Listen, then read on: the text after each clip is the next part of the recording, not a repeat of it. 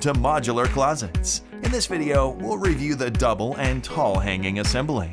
The double hanging has 2 rods for shorter hanging items, and the tall hanging has just 1 rod for longer items. Both hanging units are built with the same assembly concept. A screwdriver and rubber mallet will be needed to complete the assembly process, and a drill may be used in some steps, but isn't necessary.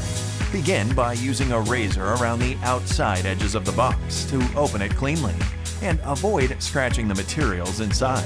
Lay out all of the contents and take inventory to assure nothing is missing or damaged.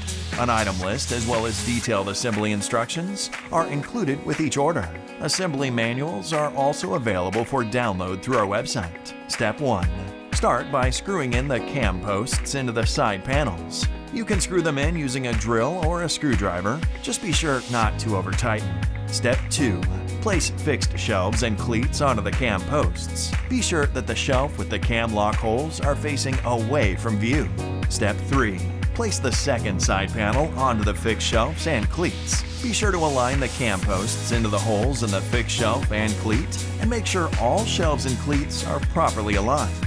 Use a rubber mallet to make sure all the dowels are inserted completely and the side panel is fixed properly.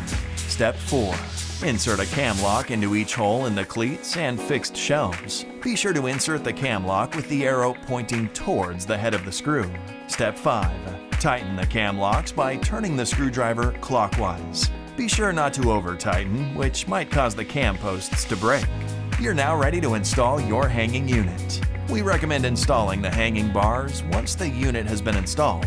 To do so, drill the U-shaped bracket to one side panel. Now slide the O bracket on the rod and drill the screws into the other side panel. You've now completed your hanging unit. Enjoy your modular closet.